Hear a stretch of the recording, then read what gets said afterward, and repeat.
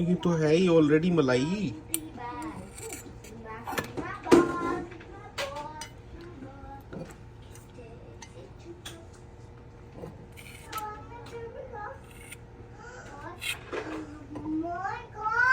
यही चाहिए थी ना तुम्हें?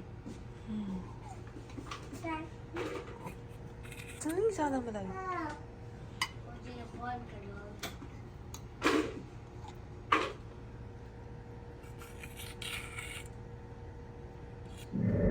अस्सलाम वालेकुम नाजरीन, मैं हूँ बिलाल ज़फ़र कनाडा से।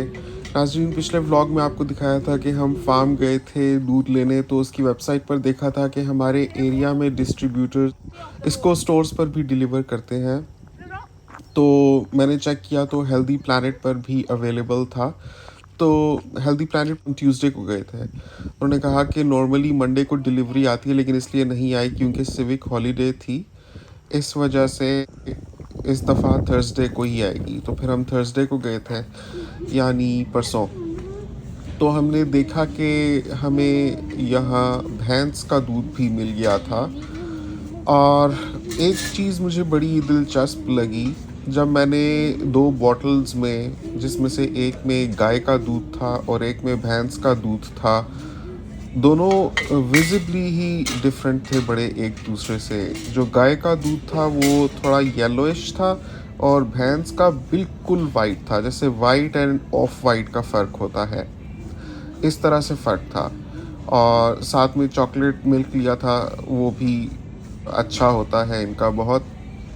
ये जो भैंस का दूध था ये 8% था, मतलब 8% मिल्क फैट था इसमें, और जो गाय का दूध था वो 4.8% मिल्क फैट था। नॉर्मली जो आपको रिटेल स्टोर्स पर दूध मिलता है यहाँ फ्रिज में, वो 3.2 या 3.25% मिल्क फैट का होता है। उसमें इतना पता नहीं चलता दूध के जायके का। दूध के जायके का पता चलना होता है मिनिमम अगर 3.8% मिल्क फैट हो, और अगर 4.85 हो तो बहुत ही ज़बरदस्त मलाई जैसा टेस्ट होता है। और अगर 8% हो, जैसे ये भैंस के दूध का है, तो फिर तो पता नहीं क्या ही होगा, वो तो भी जाकर ही ट्राई करेंगे। तो आज की वीडियो आपने पूरी एंड तक देखनी है, क्योंकि इस वीडियो में मैं ना सिर्फ ये आपको टेस्ट करके दिखाऊंगा दूध, बल्कि हम इसको बॉईल करके चेक करेंगे कि इसमें से कितनी मलाई आती है और क्या इस दूध को बॉईल भी किया जा सकता है, क्योंकि ये पैस्चराइज्ड दूध है, ये रॉ मिल्क नहीं है। नॉर्मली लोग बिल्कुल कच्चे दूध को उबालते हैं तो उसमें मलाई आती है, लेकिन कच्चा दूध यहाँ कहीं नहीं मिलता। मिनिमम से मिनिमम आपको पैस्चराइज्ड दूध मिलेगा। हाँ, अगर पैस्चराइज्ड दूध मैंने देखा था ऑनलाइन, लिखा हुआ था कि अगर ये अनहोमोजेनाइज्ड है तो उसको आप बॉईल कर सकते हैं, ऊपर मलाई आएगी। तो ये जिस फार्म पे हम गए थे, इधर से गाय का दूध ही मिलता था, लेकिन जब हम स्टोर पर गए तो वहाँ हमें गाय तो क्या, हमें भेड़ का दूध भी मिल गया, बकरी का दूध भी मिल गया, भैंस का दूध भी मिल गया, और सारे बिल्कुल खालिस। ऐसा नहीं है कि मैं बहुत खालिस दूध का शौकीन हूँ या मैं बहुत ज़्यादा दूध पीता हूँ, लेकिन खालिस दूध का हमेशा से शौक़ रहा है, क्योंकि पाकिस्तान में हमेशा हम सुनते थे कि यहाँ खालिस दूध नहीं मिलता। तो बचपन से ही इश्तियाक था कि बिल्कुल खालिस अगर दूध हो, जिसमें कोई पानी ना हो, तो वो कैसा होता है, उस पर कितनी क्रीम आती है और उसका जायका कैसा होता है। बस उस दिलचस्पी की वजह से मैं यहाँ घूम रहा हूँ, और असली दूध को हम रिटेल स्टोर्स पर भी तलाश कर रहे हैं, वरना पीना ये जोहा ज़ीनिया नहीं है। हिना भी ये यूज़ करती है, लेकिन सिर्फ चाय में, लाइक दूध पत्ती में, और मैं तो चाय तक इसकी नहीं पीता। मुझे चाय में इवेपोरेटेड मिल्क पसंद है, क्योंकि मुझे हल्की चाय अच्छी लगती है। बहुत भारी भरकम सी, ऐसे जैसे पूरा मील ले रहे हो, दूध पत्ती से ऐसा इफ़ेक्ट आता है, इसलिए मैं चाय में भी इवेपोरेटेड मिल्क ही लेता हूँ। बाकी सारी मेरी पानी वाली चाय होती है और मुझे उसी का मज़ा आता है। आप बताइएगा, आप कौन सी चाय पीते हैं? दूध पत्ती पीते हैं या खालिस दूध डाल के, या आप एवरीडे वगैरह यूज़ करते हैं, या आप कोई इवेपोरेटेड मिल्क पसंद करते हैं? मतलब कि ओवरऑल जो चाय होती है आपकी पानी वाली होती है, या आप दूध पत्ती पीते हैं? नीचे कमेंट्स में ज़रूर बताइएगा। एक और चीज़ मैं आपको ये बताना चाहता था कि जब हम हेल्दी प्लैनेट गए थे, तो वहाँ से हमें ये चुकंदर का जूस मिला था, which was not from concentrate बल्कि कोल्ड प्रेस्ड चुकंदर थे। कोल्ड प्रेस्ड आप जहाँ भी देखें ना टर्म, उसका मतलब होता है कि इसमें कोई पानी नहीं मिलाया गया और ये कोई कॉन्सेंट्रेट से नहीं है, बल्कि ये सीधा सीधा उस फल का जूस है या उसका इसमें पोर्शन है। जैसे कोल्ड प्रेस्ड ऑलिव ऑयल होता है, एक होता है ऑलिव पोमेस ऑयल, वो वाला नहीं होता सही खाने के लिए। एक्स्ट्रा वर्जिन ऑलिव ऑयल जो होता है ना, वो कोल्ड प्रेस्ड ऑलिव्स होते हैं, मतलब कि ऑलिव्स को प्रेस करके उनमें से जो जूस निकलता है, जैसे बादाम का तेल या इस तरह से ये जैतून का तेल होता है। इसी तरह से ये चुकंदर का जूस था जो बहुत ज़्यादा ही हेल्दी होता है। मैं कब से ये बनाना चाह रहा था, लेकिन इतना रेगुलरली कभी पीना नहीं होता कि अपना जूसर लेकर आते और इसको बनाते। लेकिन अब इससे भी ऐसी दिल लगी हो रही है कि मुझे लगता है कि इधर आकर रोज़ाना ख़रीदना तो महंगा पड़ेगा, बेहतर है मैं अपना एक जूसर ले लूँ और चुकंदर लेकर उनका बना लिया करूँ।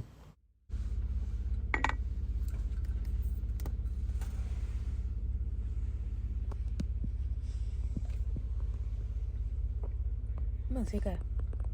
मैंने वो भी आज सिप लिया था, लेकिन थोड़ा सा खट्टा है, मतलब ये थोड़ा सा खट्टा होगा। हाँ, इसमें लेमन है ना, और फैट कटर भी होगा क्योंकि इसके अंदर लेमन है। अगर इसके अंदर जिंजर भी डल जाए ना तो इट्स अ वेरी डिटॉक्स। ये बहुत जबरदस्त चीज है, हेल्दी, थोड़ा सा मजे का भी है ये। इसमें वरना थोड़ा सा काला नमक डाल के पिए ना, सही मजे का आ गया। It's very good.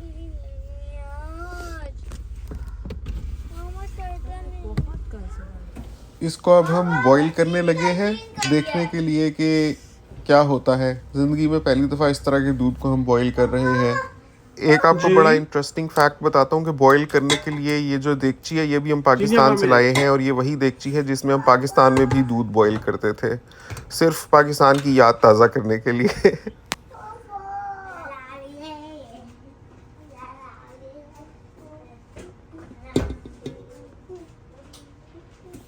It's not coming out.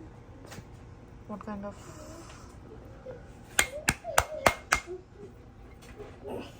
इसको स्कूप करना पड़ेगा। ये तो है ही ऑलरेडी मलाई।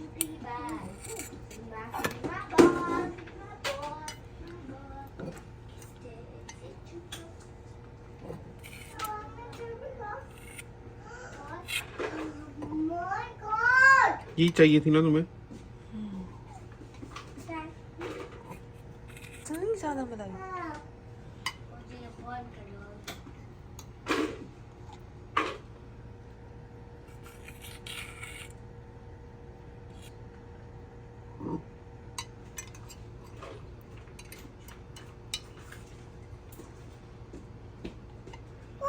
चल अब इधर दिखाना।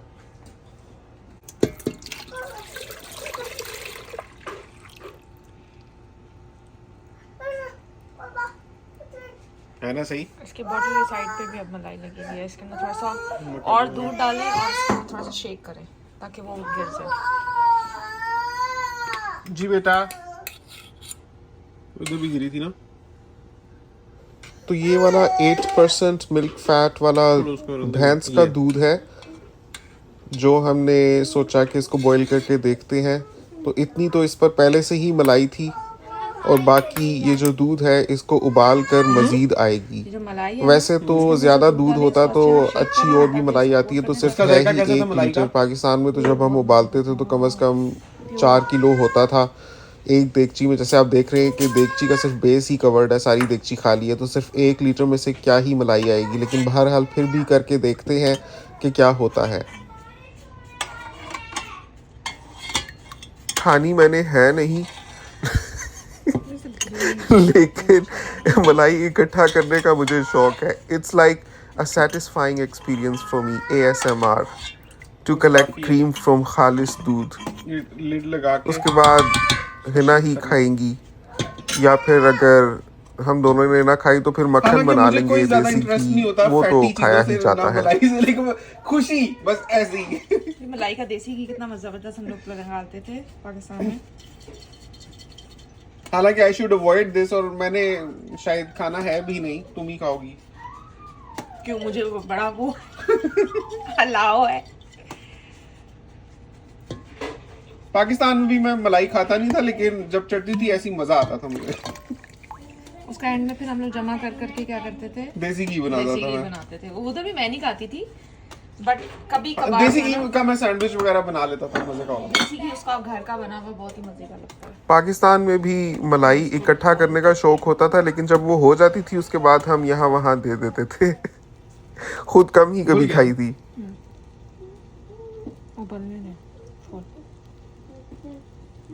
हाथ रखना चूल्हे पे गिरेगा खाना।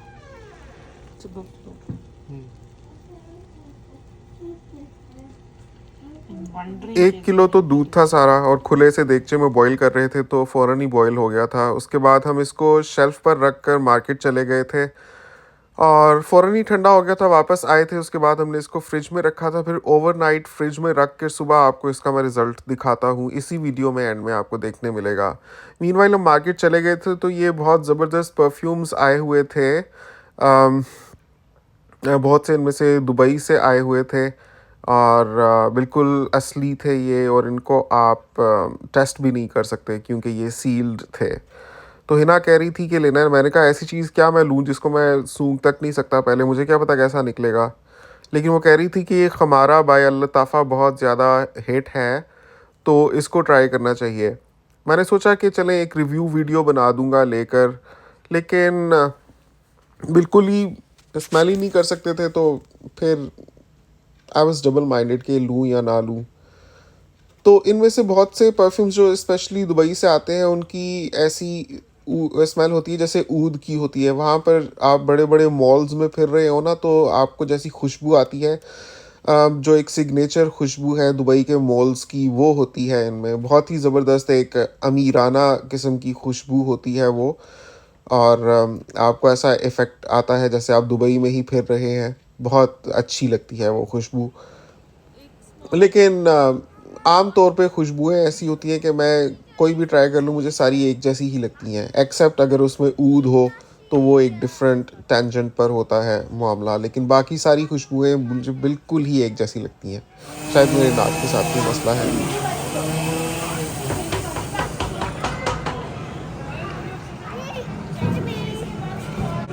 You want it? मार्केट में फिरते हुए हमें ये नज़र आया, इतना ज़बरदस्त लगा। ये इलेक्ट्रिक अवन है पिज़्ज़ा बनाने के लिए, बिल्कुल स्पेस फ्रेंडली, मतलब छोटा सा ना जगह घेरेगा, क्योंकि लोग एक पिज़्ज़ा बनाने के लिए पूरा पूरा अवन रखते हैं। ये हो तो इतना ज़बरदस्त, आप ऊपर से देख भी सकते हैं कि कितना गोल्डन हुआ है। What's the right time to take your pizza out. और इलेक्ट्रिक वाला ना, गैस वाले चूल्हे से ज़्यादा, गैस वाले अवन से इलेक्ट्रिक अवन में पिज़्ज़ा, मेरा एक्सपीरियंस है कि ज़्यादा अच्छा ग्रिल होता है। तो ये तो बहुत ही ज़बरदस्त था। हमें ज़रूरत नहीं थी, हमारे घर में है अवन, लेकिन अगर लेना होता तो ये वाला लेते, ये बहुत ही अच्छा लगा था।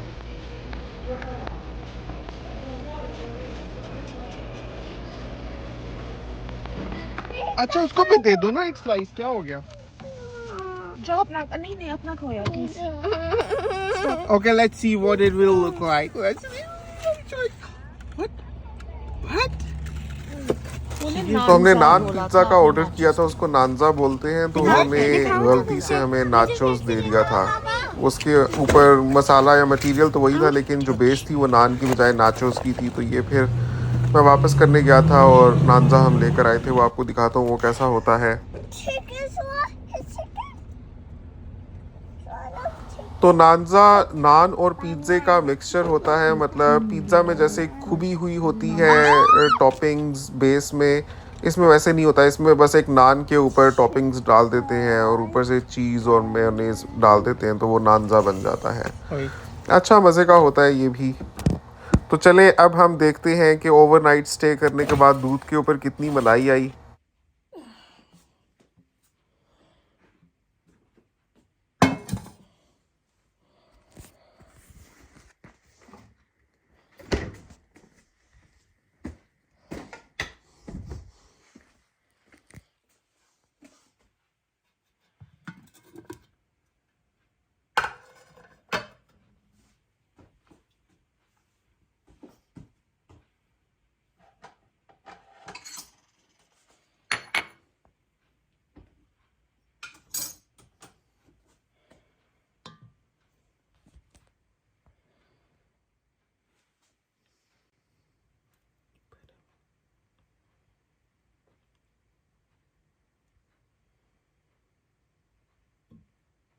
तो ये क्वार्टर सेंटीमीटर की थिकनेस की एक लेयर थी ऊपर मलाई की।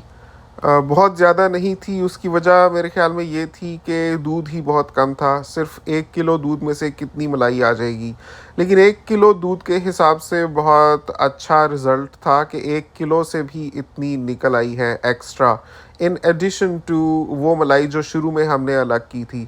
तो अभी मैं आपको दिखा रहा हूँ कि ये जो मैं कलेक्ट कर रहा हूँ, फिर इसको मैं उसी में मिला दूँगा जो हमने शुरू में अलहदा की थी। तो 1 किलो के लिहाज से बुरी नहीं है। आप क्या समझते हैं कि कम है या ठीक है? नीचे बताइएगा कमेंट्स में।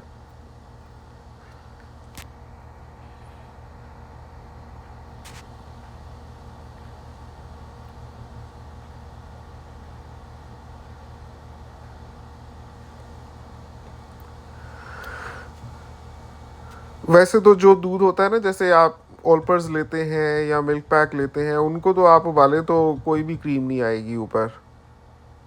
इसी तरह जो 3.2% वाला होता है उसमें भी, वैसे मैंने कभी किया नहीं, लेकिन मेरे ख्याल है कभी कोई क्रीम नहीं आएगी। लेकिन दिस वाज 8% मिल्क फ़ैट, जिसमें से फ़ैट तो हमने सारा ही पहले ही अलहदा कर लिया था।